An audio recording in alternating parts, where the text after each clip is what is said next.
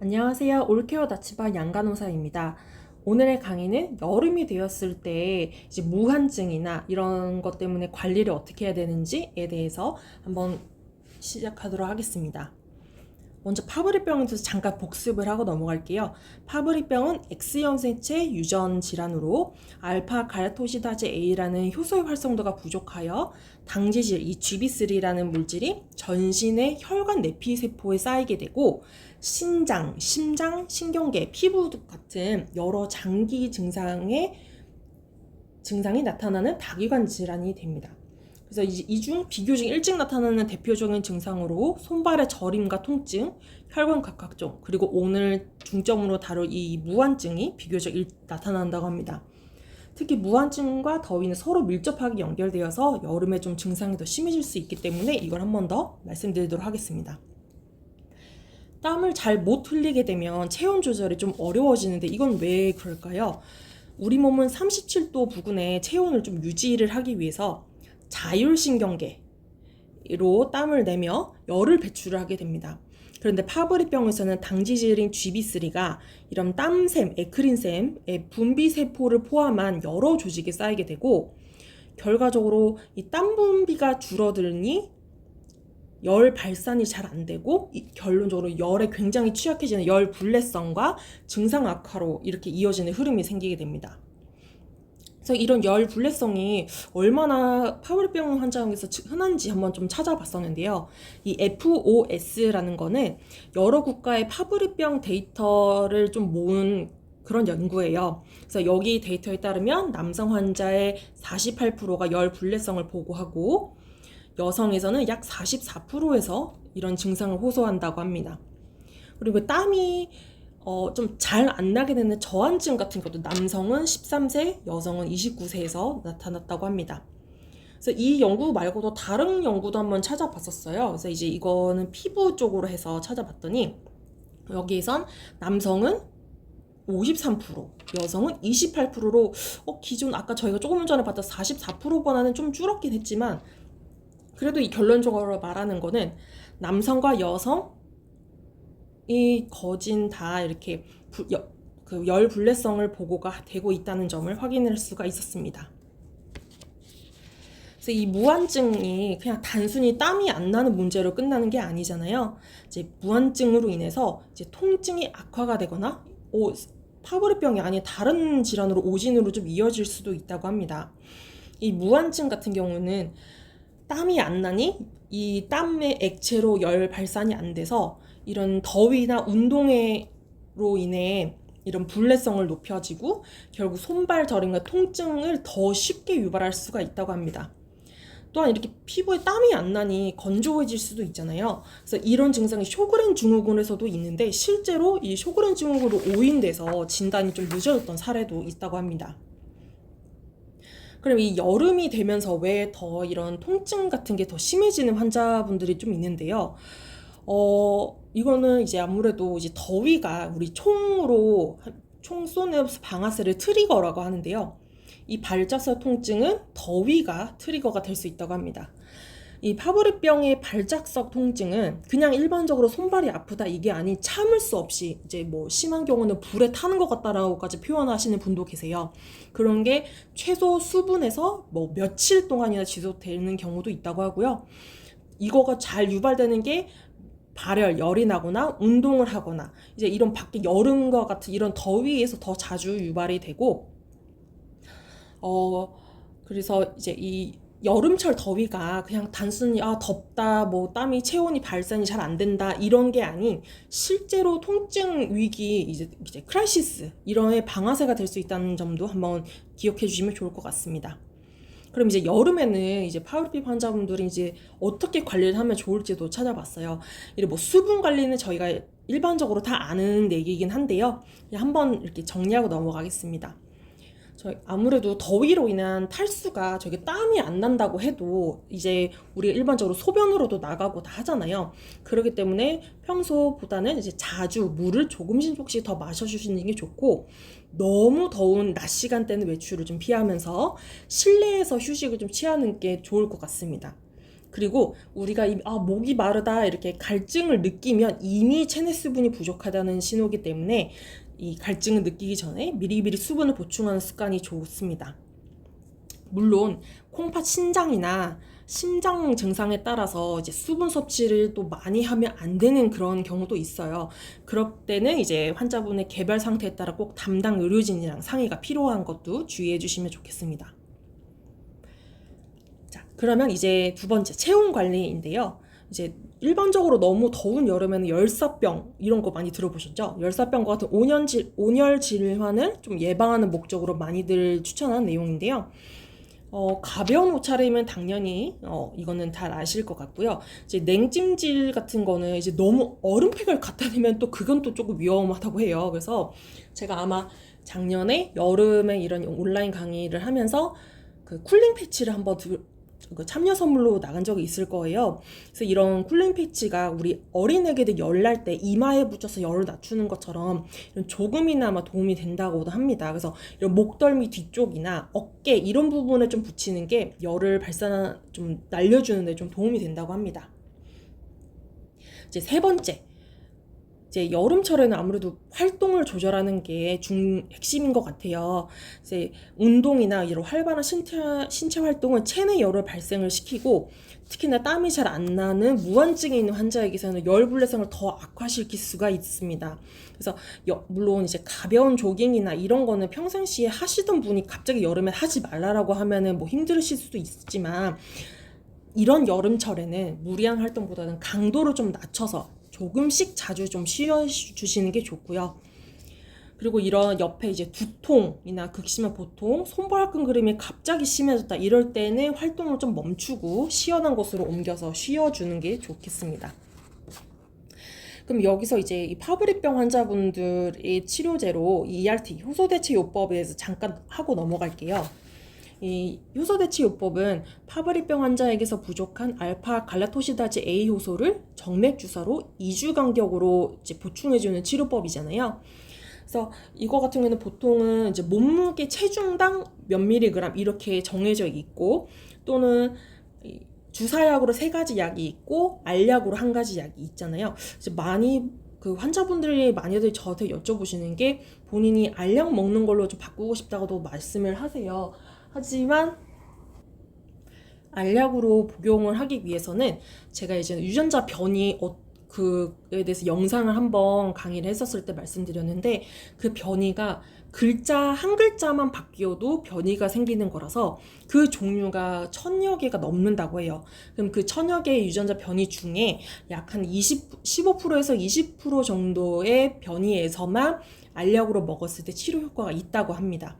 그래서 특히나 이 알약 같은 경우는 우리 몸에 이 효소가 어느 정도 있으신 분들은 그게 도움이 된다고 해요. 그래서 보통 이제 만약에 처음 진단되시면 교수님들이 알약을 복용하실 수 있습니다. 또는 알약이 아예 말씀 안 하시는 분들도 있을 수 있어요. 왜냐면 유전자 변이 검사상 알약의 복용이 어려우신 분들도 있으니까요.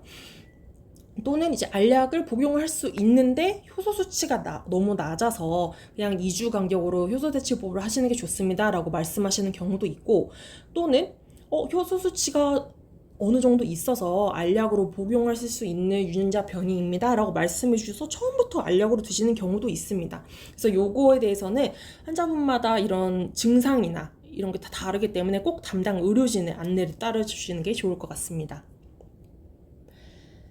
그러면 저는 이제 또 확인해보고 싶었던 게 이런 효소대체요법을 2주 간격으로 투여를 하다 보니 환자분마다 투여 시간이 조금씩 다르더라고요. 뭐 많으신 분은 4시간, 뭐 빨리 끝나신 분은 뭐 1시간 반 만에 끝나시던데, 그래서 실제로 이런 거 이런 한 번 투여할 때 어느 정도 소요가 되는지를 한번 연구를 한 게 있더라고요. 확인해보니 파브리병 환자가 이 효소대체요법 한번 투여하기 위해서 뭐 병원으로 이동하고 이제 주사 대기하고 있고 이런 주입하는 활동까지 평균적으로 6시간을 사용한다고 합니다.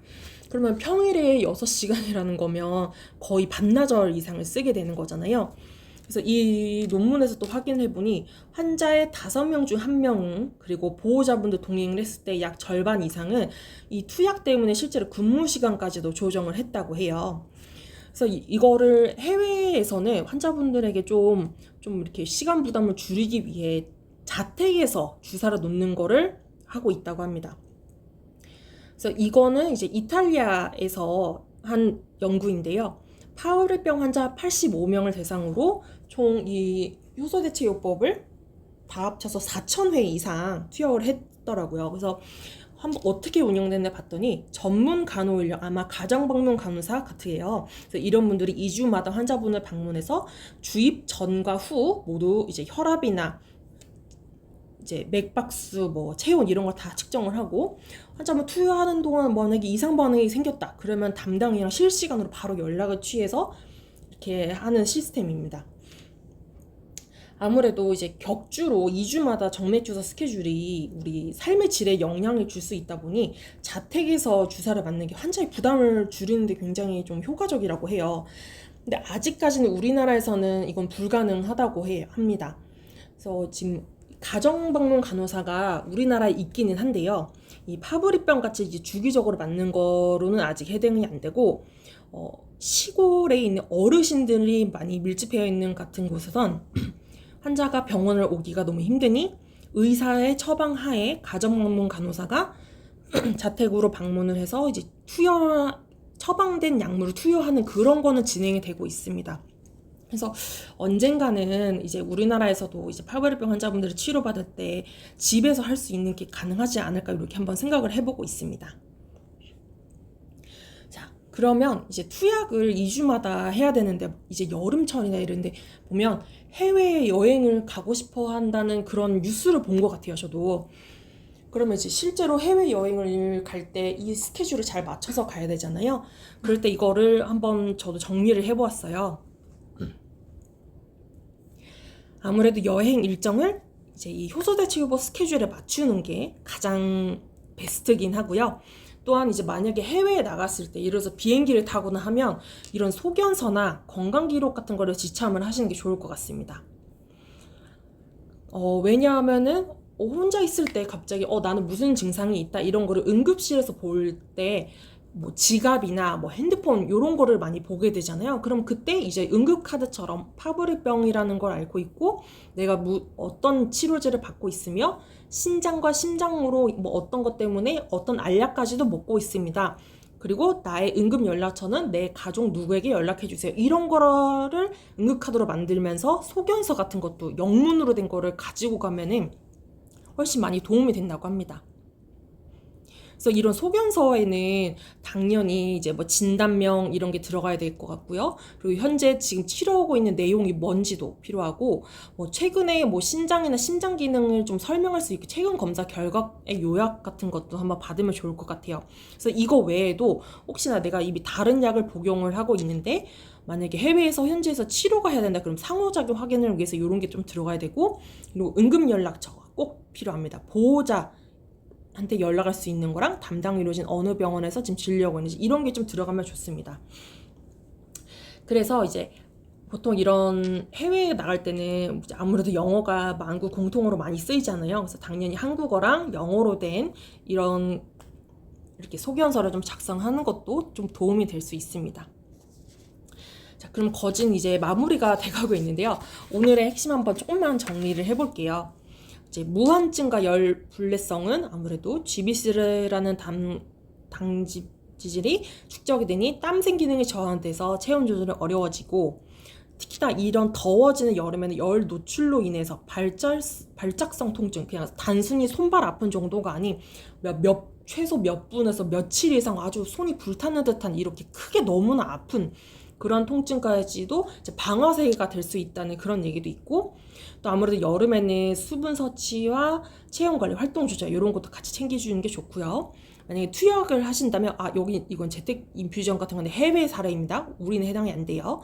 그래서 이런 이제 효소대체요법 같은 경우는 격주 투약이 원칙이니 여행을 가기 위해서는 일정 조율을 꼭 하시고 이제 소견서, 영문 이런 걸로 같이 좀 받으시는 게 좋고요. 그리고 아마 제가 얼마 전에 올케어 다친반이 새로워졌다고 한번 말씀드렸잖아요. 그래서 이러면 투약과 진료 알림에 대해서도 받을 수가 있어요. 그래서 여기 뒤에 한번 보시면 투약 일정을 이렇게 기재를 해놓으면, 예를 들어서 8월 5일에 내가 투여를 한다. 그러면 8월 4일에 카톡으로 알림이 옵니다. 내일이 투약일입니다. 잊지 말고 방문하세요. 라고 이렇게 뜨고, 8월 5일날 실제로 이제 투약을 시행을 해서 내가 이날 맞았는데 14일 뒤인 8월 19일에 투약을 할 거다 라고 표시를 또 해놓으면 또 마찬가지로 18일날 알람이 오고요. 그래서 투약 시간이 뭐 이번에는 3시간을 맞았는데 다음번에는 2시간 30분으로 줄었네 라고 되는 걸 이제 한눈에 그래프로도 한번 볼 수가 있고요. 그리고 또 이거 외에도 진료가 좀 많잖아요. 파브리병은 전신질환이다 보니 뭐 이제 뭐 신경이라던가 심장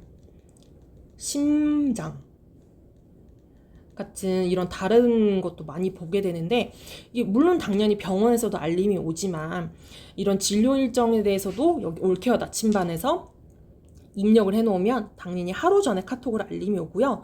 또한 이제 환자분들 중도 그렇고 저도 그런데 나 의사한테 만났을 때 이번에 꼭 이거 얘기해야지 라고 했는데 깜빡하고 놓치는 경우가 있어요.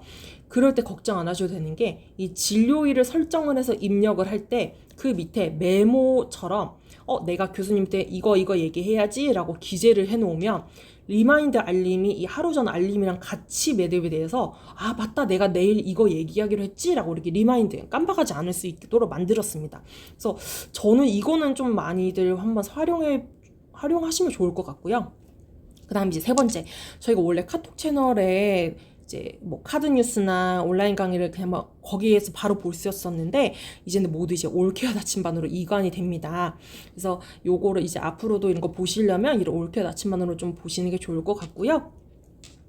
그리고 이제 물론 제 번호를 아시는 분도 있고, 의료진을 2주마다 만나니 내가 그때 물어봐야지라고 할 수도 있는데, 이거 외에도 가끔 내가 이게 궁금한데 내가 다음 진료는 3개월 뒤인데 이런 경우가 있잖아요. 그럴 때는 여기 올케어 나침반에 1대1 상담을 저희가 만들었어요. 그래서 문의 같은 걸 남기시면 상담원 의사가 24시간 이내에 답변을 하고요. 답변이 도착하면 마찬가지로 카톡 알림이 오게 됩니다. 그래서 그 카카오톡 올케어 나침반 저희 채널에 메뉴에서 파브리병 또는 고셔병으로 해당되시는 걸로 들어가서 회원가입, 기존에 쓰시는 카톡 아이디로 회원가입을 하시고 이제 사용을 하실 수가 있습니다. 자, 그럼 이제 이제 마무리로 할게요. 이런 신호가 보이면 바로 병원 응급실로 좀 가시는 게 좋습니다. 38도 이상의 발열이 계속 지속된다는 얘기는 더위 먹은 거랑 또 별개로 이제 만약에 염증이 올라갔다던가 뭔가 다른 원인이 있을 수 있기 때문에 꼭 병원을 방문을 하셔야 되고, 손발 통증이 평소보다 더 심해지는 아마 뭐 발작사 통증과 같은 이제 파브리 크라이시스라고 하는 그런 극심한 통증일 때는 당연히 병원을 한번 가셔서 진통제나 이런 필요한 치료를 받으시는 게 좋고요. 이제 가슴이 너무 평소랑 다르게 너무 두근거린다, 그리고 약간 숨이 차고 호흡곤란이 좀 심해진다, 이게 일시적인 게 아니고 좀 지속이 되네, 그럴 때는 병원을 좀 가보시는 게 좋습니다. 그리고 당연히 이제 응급실로 바로 방문해야 되는 그런 증상도 있고, 또한 내가 원래는 2주 간격으로 맞아야 되는데 내가 계속 이제 시간이 안 돼서 그냥 한 달에 한 번만 맞을래요 라고 의료진에게 얘기해서 내 마음대로 할 수 있는 게 하면 안 되는 거잖아요. 꼭 2주 간격으로 맞아야 되니까 꼭 의료진에게 말씀을 드려야 되고요. 물론 뭐 예를 들어서 내가 1일날 맞았는데 다음은 14일날 맞아야 됩니다. 그런데 14일에 내가 일정이 있어서 도저히 못해요. 혹시 15일이나 16일에 투여할 수 있나요? 했을 때 하루 이틀 정도는 그 정도는 괜찮다고 합니다. 그러니 꼭 의료진에게 얘기를 하셔야 되고요.